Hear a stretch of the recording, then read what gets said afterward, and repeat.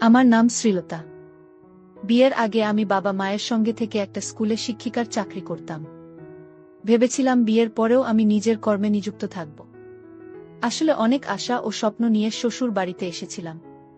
কিন্তু শ্বশুর বাড়িতে এসে যা দেখলাম তাতে আমার খুব আশ্চর্য লাগত। আসলে আমার জ্যাঠানী বিধবা ছিল, কিন্তু সে বিধবা থাকা সত্ত্বে প্রত্যেক দিন অর্ধেক রাতে তার ঘরের ভেতর থেকে বিছানার খচকচানির আওয়াজ ও তার মুচকি হাসির আওয়াজ আসত। এদিকে আমার শ্বশুরমশাই তো আমার জ্যাঠানীর প্রত্যেকটা কথাই উঠতেন ও বসতেন। আমার জ্যাঠানী যা বলতো আমার শ্বশুরমশাই তাই করতেন। আমার শ্বশুর মশাই আমার জ্যাঠানীর কোনো কথাই অমান্য করতেন না।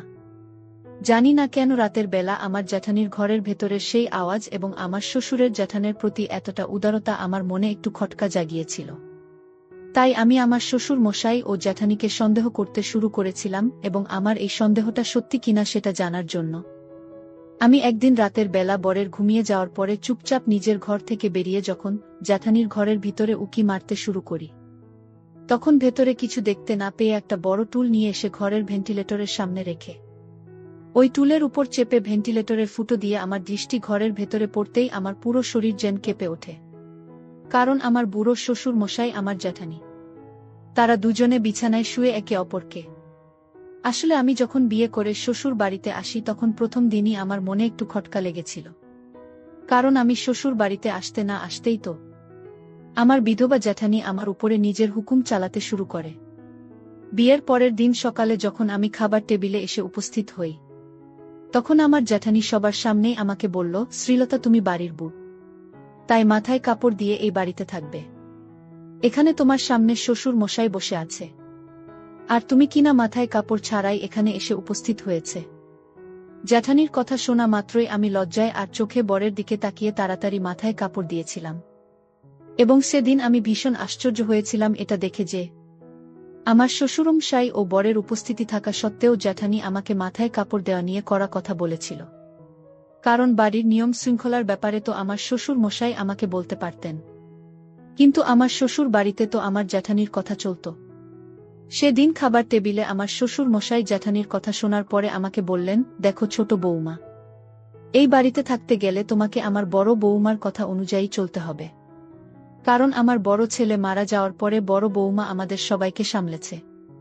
সে এখনো এই বাড়ির মান সম্মান সবকিছু বজায় রেখেছে, আমাদের কোনোদিন কোনো কিছুতে কষ্ট হতে দেয়নি। তোমার শাশুড়ি তো অনেক আগেই আমাদের সবাইকে ছেড়ে চলে গেছে, কিন্তু বড় বৌমা যখন থেকেই বাড়িতে এসেছে সে আমাদের অনেক যত্ন ও ভালোবাসা দিয়েছে। আমার বড় ছেলের মারা যাওয়ার পরেও আমার বড় বৌমা দ্বিতীয় বিয়ে করতে চায়নি। সে এই বাড়ি ছেড়ে ও আমাদেরকে ছেড়ে যেতে চায়নি। সে এখনো আগের মতোই আমাদের সবাইকে আগলে রেখেছে। তাই আমি চাই তুমিও যাতে বড় বৌমার দেখে সবকিছু শেখো, এবং তার মতোই সংসারটাকে গুছিয়ে নিতে শেখো। এমনকি আমার জ্যাঠানী তো আমার প্রত্যেকটা পদে পদে বাধা দিত। যেমন আমি নিজের পছন্দের কোনো জামাকাপড় পরলে যেটা নিয়ে বাধা দিত। সে বলতো, দেখো ছোট বউ, এই বাড়িতে তোমাকে শাড়ি পরেই থাকতে হবে, অন্য কোনো মডার্ন জামাকাপড়েই বাড়িতে তুমি পরতে পারবে না। আমার প্রত্যেকটা পদে পদে আমার বিধবা জ্যাঠানী বাধা ও বিপত্তি করত। আমার কিন্তু এসব মোটেও ভালো লাগতো না। তাই আমি কিন্তু এই ব্যাপারে একদিন আমার বরের সঙ্গে কথাও বলেছিলাম যে তোমার বৌদি প্রত্যেকটা পদে পদে আমাকে কেন বাধা দেয়। বর তখন অনেক ভালোবেসে আমাকে বুঝিয়ে বলেছিল যে দেখো শ্রীলতা, বৌদি যা করে এই বাড়ির ভালোর জন্যই করে, তাই তুমি বৌদির কথায় কিছু খারাপ মনে করো না। যাই হোক, সেদিন তো আমি আমার শ্বশুর মশাইয়ের সব কথা বুঝে গিয়েছিলাম। কিন্তু শ্বশুর বাড়িতে 2-3 দিন থাকার পরে আমি একদিন যখন রাত্রিবেলা বরের পাশে শুয়েছিলাম, তখন জানি না কেন আমার ঘুম আসছিল না এবং আমি আমার বাবা মাকে স্মরণ করছিলাম। তারপর অনেক চেষ্টা করার পরেও সেদিন রাতে যখন আমার ঘুম আসেনি, তখন আমি নিজের মনটাকে শান্ত করতে রুম থেকে বেরিয়ে বারান্দা ঘরে যেতেই আমার পুরো শরীর কিন্তু কেঁপে ওঠে। কারণ আমার বিধবা জ্যাঠানীর ঘর থেকে আজব ধরনের শব্দ আসছিল, এবং ভেতরের শব্দ শুনে স্পষ্ট বোঝা যাচ্ছিল যে ঘরের ভেতরে নিশ্চয়ই কোনো পরপুরুষ ছিল, এবং তার সঙ্গে আমার জ্যাঠানী ছিল। আমি তো এসব কিছু আন্দাজ করেছিলাম। আমার জ্যাঠানী তো বিধবা ছিল, তাহলে তার ঘরের ভেতরে কে বা কারা ছিল? আমি যেহেতু বাড়ির নতুন বউ ছিলাম, তাই আমার মনে একটা ভয় ছিল। তাও আমি মনে সাহস জুটিয়ে যখন বিধবা জ্যাঠানীর ঘরের দরজার সামনে গিয়ে দাঁড়ালাম, তখন ভেতর থেকে আরও স্পষ্টভাবে আওয়াজ আসছিল, আহ অনেক হয়েছে আর নয়। ওই শব্দ শুনে ভয়ে আমার গায়ের লোম যেন খাড়া হয়ে উঠেছিল। তারপর ওই শব্দ শুনে আমি ভয় পেয়ে সেখান থেকে ছুটে নিজের ঘরের ভিতরে ঢুকে পড়েছিলাম। সেই সময় ওই শব্দ বা আওয়াজ পেয়ে আমার মনে এটা সাহস হয়নি যে আমি একবার দরজার ফুটো দিয়ে বা জানালার ফুটো দিয়ে উকি মেরে দেখি যে ভেতরে আমার বিধবা জ্যাঠানির সঙ্গে কে বা কারা রয়েছে। কিন্তু আমার মনে খটকা লেগেছিল যে জ্যাঠানির ঘরের ভিতরে নিশ্চয়ই কোনো পর পুরুষ ছিল। কিন্তু এই কথাগুলো আমি বরকেও বলার সাহস পাইনি, কারণ তারা তো অন্ধের মতো আমার বিধবা জ্যাঠানিকে বিশ্বাস করত। তাই জ্যাঠানির ব্যাপারে কিছু বললে হয়তো আমার বর আমাকে এই খারাপ ভেবে বসবে। এটা ভেবে আমি চুপ করেছিলাম। ভেবেছিলাম এই কথাটা নিজের মাথা থেকে মুছে ফেলে দেব, কিন্তু এই কথাটা কোনোমতেই আমার মাথা থেকে বের হচ্ছিল না যে রাতের বেলা আমার বিধবা জ্যাঠানির ঘরে কে ছিল, এবং এই ব্যাপারে কি আমার বাড়ির লোকেরা জানত, নাকি তারাও এই ব্যাপারে কিছুই জানত না। যাই হোক, এই কথাগুলো কিছুক্ষণের জন্য সাইডে রেখে সেদিন সকালেই আমি খাবার টেবিলে আমার শ্বশুর মশাইকে বললাম, বাবা, আমি যেহেতু বিয়ের আগে একটা স্কুলে চাকরি করতাম, তাই আমি আমার কর্মটাকে এখনো ধরে রাখতে চাই। আমি আবার স্কুলে বাচ্চাদের পড়াতে যেতে চাই। ওই সময় আমার শ্বশুর মশাইয়ের কিছু বলার আগেই আমার জ্যাঠানি চেয়ার থেকে উঠে দাঁড়িয়ে বলল, ছোট বউ, তুমি এটা কি ধরনের কথা বলছো? এই বাড়ির বউরা বাড়ির বাইরে গিয়ে কাজ করতে পারে না। এই বাড়ির বউরা ভদ্র ও সভ্য, তাই বাড়িতেই থাকে। আমি আজ পর্যন্ত বাইরে কাজ করার কথা তো অনেক দূরের কথা। বাইরে কাজ করার কথা কোনোদিন স্বপ্নেও ভাবিনি। আর তোমার তো এই বাড়িতে আসতে 4 দিনও হয়নি। তাহলে তুমি কিভাবে বাইরে গিয়ে চাকরি করার কথা বাবাকে বলতে পারলে? আমার জ্যাঠানির করা কথা শোনার পরে আমার বরের দিকে আমি খানিকক্ষণ চেয়ে থাকলাম, কিন্তু সেও তার বৌদিকে কিছু বলার সাহস পেল না। আসলে আমার শ্বশুর মশাইকে এই চাকরির ব্যাপারে কথা বলার আগেই আমি কিন্তু বরের কাছে অনুমতি নিয়েছিলাম যে আমি কি আবার আগের মতোই স্কুলে চাকরি করতে পারি। তখন বর আমাকে বলেছিল, দেখো শ্রীলতা, তোমার স্কুলের চাকরি নিয়ে আমার কিন্তু কোনো আপত্তি নেই, কিন্তু বাবা যদি অনুমতি না দেন তাহলে আমারও এই ব্যাপারে আর কিছু করার থাকবে না। কিন্তু শ্বশুরের কিছু বলার আগেই তো আমার বিধবা জ্যাঠানি সিদ্ধান্ত নিয়েছিল যে আমি বাড়ির বাইরে গিয়ে চাকরি করতে পারবো না, এবং এটা দেখে আমার ভীষণ কষ্ট লেগেছিল। যে সিদ্ধান্তটা শ্বশুরের নেওয়া উচিত ছিল সেটা আমার জ্যাঠানি নিচ্ছিল। আমি তো এটা ভেবে পাচ্ছিলাম না যে কি কারণে আমার শ্বশুর মশাই জ্যাঠানির সব কথা শুনতেন। এমনকি কিছুক্ষণের জন্য তো আমার মনে শ্বশুর মশাই ও জাতির প্রতি সন্দেহ হয়েছিল। এটা ভেবে যে আমার জ্যাঠানির সঙ্গে আমার শ্বশুর মশাই নিশ্চয়ই কোনো খারাপ সম্পর্ক আছে। তাহলে কি প্রত্যেক দিন রাতে আমার বিধবা জ্যাঠানি শ্বশুর মশাইকে আনন্দ ও সুখ দেন, যার জন্য কি আমার শ্বশুর মশাই জ্যাঠানির সব কথা অক্ষরে অক্ষরে পালন করতেন? আমার শ্বশুর ও জ্যাঠানির ব্যবহার দেখে তো আমার মনে এই সব নোংরা চিন্তাভাবনা আসতে শুরু হয়েছিল। ওই সময় আমি না পেরে আমার শ্বশুর মশাইকে বললাম, বাবা, এই ব্যাপারে আপনি যা সিদ্ধান্ত নেবেন আমি সেটাই মেনে নেব। তারপর আমার শ্বশুর মশাই বললেন, দেখো ছোট বৌমা, সিদ্ধান্ত যা নেওয়া সেটা তো বড় বৌমা নিয়ে নিয়েছে। আর বড় বৌমা তো ঠিকই বলেছে, তোমার কি দরকার আছে বাড়ির বাইরে গিয়ে চাকরি করার? এতে আমার মান সম্মান নষ্ট হবে। শ্বশুরমশাইয়ের কথা শুনে আমি তখন বললাম, বাবা, আমি তো স্কুলে গিয়ে বাচ্চাদের শিক্ষা দিব। এতে তো আপনার মান সম্মান আরও অনেক বেশি বেড়ে যাবে, কারণ কাউকে শিক্ষা দেওয়াটা খারাপ কাজ নয়। এতে আপনার গর্ব করা উচিত। তাই আপনি আমার উপরে ভরসা করে একটা সুযোগ দিন। শ্বশুর মশাইকে অনেক কাকুতি মিনতি করার পরে তিনি আমার চাকরির জন্য রাজি হয়েছিলেন। ওই সময় কিন্তু আমার জ্যাঠানির চেহারা দেখার মতো ছিল, কারণ এই কিছুদিন শ্বশুর বাড়িতে থাকার পরে আমি বুঝতে পেরেছিলাম যে বিধবা জ্যাঠানির আমার মোটেও ভাল চায় না। শুধু তাই নয়, সে তো আমাকে দেখে হিংসাও করত এবং সে সারাক্ষণ আমার শ্বশুর মশাইয়ের সঙ্গে থাকত। শ্বশুর মশাইয়ের সেবা যত্ন করার সুযোগ পর্যন্ত আমার বিধবা জ্যাঠানি আমাকে দিত না। আর এই সব কারণের জন্যই আমার কিন্তু জ্যাঠানি ও শ্বশুর মশাইয়ের উপরে সন্দেহ হতো। এটা ভেবে যে এটা নিশ্চয়ই আমার শ্বশুরকে সুখ দেয়, যার জন্য তো আমার শ্বশুর মশাই জ্যাঠানিকে বাড়ির মালকিন করে রেখেছে। এদিকে অনেক বোঝানোর পরে যখন আমার শ্বশুরের কাছে আমি নিজের চাকরি করার অনুমতি পেয়েছিলাম, তখন আমি আবার আগের মতোই স্কুলে জয়েন করেছিলাম। এবং সেদিন শ্বশুর বাড়ি থেকে আমার প্রথম দিন ছিল স্কুলে। সেদিন আমার বর যখন সকালবেলা অফিসে চলে যায়, তারপরে আমি নিজে তৈরি হয়ে শ্বশুর মশাইদের কাছে আশীর্বাদ নিয়ে স্কুলের জন্য বাড়ি থেকে বেরিয়ে পড়ি। কিন্তু সেদিন আমি যখন বাড়ি থেকে বেরোই ঠিক তখন আমার জ্যাঠানি কিন্তু আমার দিকে কটমট করে তাকিয়েছিল। ভেবেছিলাম জ্যাঠানির কাছে গিয়েও আশীর্বাদ নেব, কিন্তু সে তো আমাকে বিশ্বের নজরে দেখত। তাই তার বিকট চেহারা দেখে আমি জানিকে কিছু না বলেই চুপচাপ বাড়ি থেকে বেরিয়ে পড়েছিলাম। তারপর বাড়ি থেকে বেরিয়ে 5 মিনিট হেঁটে যেতেই আমার সঙ্গে যা হয়েছিল সেটা আমি আজও ভুলতে পারিনি। ওই দিনটা মনে করলে আজও আমার গায়ের লোম কিন্তু খাড়া হয়ে যায়। আসলে সেদিন আমি যখন বাড়ি থেকে বেরিয়ে বাগানের রাস্তা ধরে হেঁটে যাচ্ছিলাম, তখন আমার সঙ্গে কিন্তু অনেক বড় একটা বিপদ ঘটেছিল। আসলে সেদিন 3টে অচেনা লোক নিজেদের মুখে কাপড় বেঁধে জোর জবরদস্তি আমার হাত ধরে আমাকে জঙ্গলের ভিতরে নিয়ে গিয়ে আমার সঙ্গে জোরজবরদস্তি করার অনেক চেষ্টা করেছিল। আমার শাড়ি খুলে ফেলে দিয়েছিল। তারপর আমি যখন অনেক চিৎকার চেঁচামেচি শুরু করেছিলাম, তখন বেশ কয়েকটা ভদ্রলোক সেই রাস্তা দিয়ে হেঁটে যাচ্ছিল। তখন তারা আমাকে সাহায্য করেছিল এবং সেদিন একটুর জন্য আমার মান সম্মান সবকিছুই কিন্তু হারিয়ে যেত। কিন্তু ওই ভদ্রলোকেরা আমাকে বাঁচিয়েছিল। সেদিন ভয়ে আমি জড়সড় হয়ে গিয়েছিলাম। আমার চোখ মুখ লাল হয়ে গেছিল। আমার মুখ দিয়ে কথা বের হচ্ছিল না, কারণ আমি তো স্বপ্নেও ভাবতে পারিনি যে আমার সঙ্গে দিন দুপুরে এত খারাপ একটা ঘটনা ঘটবে। ওই দুষ্ট লোকেরা আমার হাত পা চেপে ধরে জোর জবরদস্তি আমার সঙ্গে চেষ্টা করেছিল। তারপর সেদিন স্কুলে যাওয়া তো অনেক দূরের কথা। আমার ওই খারাপ অবস্থা দেখে 2 জন ভদ্রমহিলা আমাকে আমার শ্বশুর বাড়িতে রেখে দিয়েছিল। শ্বশুর বাড়িতে ঢোকামাত্রই আমার জ্যাঠানি আমার ছেঁড়া ফাটা শাড়ি ও ব্লাউজ দেখে ও আমার চেহারার খারাপ অবস্থা ও চুলগুলো এলোমেলো অবস্থায় দেখে চিৎকার করে সে আমাকে জিজ্ঞেস করল, ছোট বউ, তোমার এই অবস্থা কি করে হলো? কে করেছে তোমার এই খারাপ অবস্থা? আর তুমি কাঁদছই বা কেন? তখন আমার সঙ্গে যে অচেনা ভদ্রমহিলা ছিল তারা সবকিছু আমার বিধবা জ্যাঠানি ও আমার শ্বশুর মশাইকে বলেছিল। তারপর সবকিছু শোনার পরে আমার জ্যাঠানি শ্বশুর মশাইকে বলল, দেখলে তো বাবা, এই জন্যই আমি বারবার বারণ করছিলাম যে বাইরে গিয়ে চাকরি করার কোনো দরকার নেই। কিন্তু আপনি অনুমতি দিয়ে অনেক বড় ভুল করেছেন।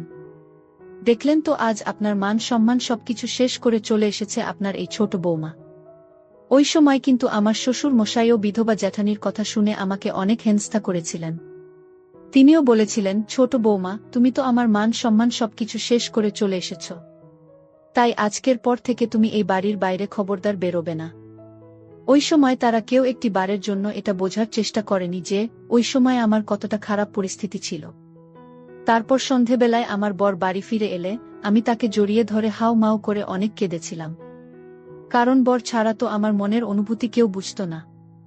সেদিন সারা রাত আমার ঘুম আসেনি এবং আমি বিছানায় শুয়ে শুয়ে এটাই ভাবছিলাম যে দিন দুপুরে কোনো অচেনা মানুষের কিভাবে সাহস হলো আমার মতো একজন ভদ্র মেয়ের সঙ্গে খারাপ কাজ করার।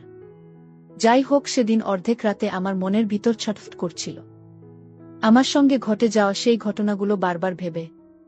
তখন আমার কিছুই কিন্তু ভাল লাগছিল না। এদিকে আমার বর সারাদিন অফিসের কাজ করে এত বেশি ক্লান্ত হয়ে পড়েছিল যে সে নাক ডেকে ঘুমোচ্ছিল। এমন নয় যে এই ব্যাপারে বর আমাকে বোঝায়নি। বর তো আমার সঙ্গে এ ব্যাপারে প্রায় 2 ঘন্টা আলোচনা করেছিল এবং আমাকে বুঝিয়েছিল, এবং সে আমার মন থেকে আমার কষ্টটা দূর করার আপ্রাণ চেষ্টাও করেছিল। তাই এটা ভেবে আমি খুব খুশি ছিলাম যে আমার বর অন্য পুরুষদের মতো স্বার্থপর নয়। অন্ততপক্ষে সে আমার কষ্টটা বুঝত। কিন্তু সেদিন রাতে ঘুম না আসার কারণে বরকে কোনো রকমভাবে বিরক্ত না করে আমি চুপচাপ নিজের ঘর থেকে বেরিয়ে রান্নাঘরের দিকে যেতেই আবার জ্যাঠানির ঘর থেকে একটা আজব ধরনের শব্দ পাই, আর তার সঙ্গে বিছানার খচকচানির আওয়াজও আমি পাই। এর আগের দিন তো আমি জ্যাঠানির ঘর থেকে আওয়াজ শুনে ভয় পেয়ে কিন্তু নিজের ঘরের ভিতরে ঢুকে পড়েছিলাম। কিন্তু সেদিন রাতে আমি ভেবেই নিয়েছিলাম যে আজ আমি দেখেই ছাড়ব জ্যাঠানির ঘরের ভিতরে এমন কি হচ্ছে, আমার জ্যাঠানির ঘরের ভিতরে রহস্যটা কি। তাই আস্তে করে যখন নিজের পা টিপে টিপে জ্যাঠানির ঘরের দরজার সামনে দাঁড়ালাম, তখন আরও স্পষ্টভাবে আমার বিধবা জ্যাঠানির আওয়াজ শুনতে পেলাম। সে তখন তার ঘরের ভেতরে উপস্থিত থাকা কোনো একজনকে বলছিল, আহ, ধীরে ধীরে, এবার দারুণ হচ্ছে, এইভাবেই চাই। এবং ওই ধরনের আজব শব্দ পেয়ে আমি বুঝে গিয়েছিলাম যে আমার জ্যাঠানির তার ঘরের ভেতরে নিশ্চয়ই কোনো পর পুরুষের সঙ্গে মজা করছে। ওই রকম আওয়াজ শুনে আমার উত্তেজনা বেড়ে যায় জ্যাঠানির ঘরের ভেতরের দৃশ্য দেখার জন্য।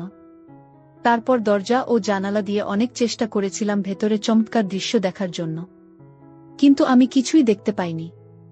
তারপর আমি চালাকি করে জ্যাঠানির ঘরের বাইরে দরজার পাশে যে সিন্দুকটা রাখা ছিল সেই সিন্দুকের কোণায় আমি চুপটি করে লুকিয়ে বসেছিলাম। কারণ আমি এটা ভালোভাবে জানতাম যে ঘরের ভেতরে যে পুরুষটি আমার জ্যাঠানির সঙ্গে ছিল সে তো অবশ্যই ঘরের বাইরে আসবে। তখন আমি বিধবা জ্যাঠানিকে হাতে নাতে ধরে নিতে পারব। তারপর প্রায় আধ ঘন্টা পরে আমার জ্যাঠানির নিজের ঘরের দরজা খুলে যখন বাইরে বেরোই তখন তাকে দেখে তো আমার পুরো হুঁশ উড়ে যায়। কারণ যে মহিলা আমার জামাকাপড় পরা নিয়ে আমাকে নানা রকমভাবে হেনস্থা করত সেই মহিলা তো নিজেই এমন একটা ছোট্ট নোংরা পোশাক পরেছিল যে তার পুরো শরীরটাই দেখা যাচ্ছিল। শুধু তাই নয়, আমার বিধবা জ্যাঠানির সঙ্গে যে লোকটি উপস্থিত ছিল তাকে দেখামাত্রই ভয়ে আমার গায়ের লোম যেন খাড়া হয়ে যায়। কারণ যে লোকগুলো সেদিন আমাকে নষ্ট করার চেষ্টা করেছিল তাদের মধ্যে একজন দুষ্ট লোক আমার বিধবা জ্যাঠানির সঙ্গে উপস্থিত ছিল। এবং ওই লোকটার পোশাক ও তার মুখে কাপড় দেওয়ার ধরন দেখে আমি লোকটাকে চিনে ফেলেছিলাম। তার মানে জ্যাঠানির প্রতি আমার সন্দেহটা একদম সঠিক ছিল। তাই সেদিন সুযোগ বুঝে আর দেরি না করে আমি চিৎকার চেঁচামেচি করে বাড়ির সবাইকে বারান্দা ঘরে ডাকতেই আমার জ্যাঠানি কিন্তু ভয় পেয়ে তাড়াতাড়ি ঘরের ভেতর ঢুকে নিজের গায়ে একটা চাদর মুড়ি দেয় ও নিজের প্রেমিককে পালাতে বলে। তারপর আমার চিৎকার শুনে আমার শ্বশুর মশাই ও বর নিজের ঘর থেকে বেরিয়ে আসে। ওই সময় আমি আমার জ্যাঠানির প্রেমিককে চেপে ধরেছিলাম, তাই সে পালানোর সুযোগ পায়নি। তারপর সেদিন রাতে আমার জ্যাঠানির মুখোশ আমি কিন্তু খুলে ফেলেছিলাম। তার ভালো সাজার পিছনে যে নোংরা চরিত্র লুকিয়েছিল সেটা আমি সবার সামনে প্রমাণ করেছিলাম। তাই সেদিন আমার জ্যাঠানির বাধ্য হয়ে সবকিছু নিজের মুখেই স্বীকার করেছিল। এবং জ্যাঠানি বলেছিল যে সে ভালো সেজে আমার শ্বশুরের সব সম্পত্তি নিজের নামে করার ধান্দায় ছিল। সে নাকি ধীরে ধীরে সবাইকে নিজের রাস্তা থেকে সরিয়ে ফেলার প্ল্যান করেছিল। আমার জ্যাঠানি শুধুমাত্র শ্বশুর মশাই টাকা পয়সা ও সম্পত্তির জন্য নাকি শ্বশুরের সামনে ভালো সাজার নাটক করত। সে ভেবেছিল এইভাবে সবাইকে মিথ্যে ভালোবাসার জালে ফাঁসিয়ে একদিন শ্বশুরকে রাস্তা থেকে সরিয়ে দিয়ে উনার সব সম্পত্তি নিজের নামে করে নেবে। এই কারণেই তো আমার জ্যাঠানি সব সময় আমার শ্বশুরের সঙ্গে থাকত। এবং সে শ্বশুর মশাইয়ের সামনে আমাকে ভুল ও খারাপ প্রমাণ করার জন্য সেদিন আমার সঙ্গে ওই নোংরা ঘটনাটি আমার জ্যাঠানি কিন্তু ঘটিয়েছিল, যাতে শ্বশুর মশাইয়ের চোখে আমি চিরকালের মতো খারাপ হয়ে যায়। আর আমার ভাসুরের মারা যাওয়ার আগে থেকেই নাকি ওই লোকটির সঙ্গে আমার জ্যাঠানির অবৈধ সম্পর্ক ছিল। সবকিছু সত্যি কথা শোনার পরে আমার শ্বশুর মশাই জ্যাঠানির গালে অনেক রেগে ও জোরে একটা থাপ্পড় মেরে বলেছিল, অসভ্য মেয়ে কোথাকার, তোর জন্যই হয়তো আমার ছেলে আজ এই পৃথিবীতে নেই। তোর জন্য আমি ছোট বৌমাকে খারাপ ভেবেছিলাম।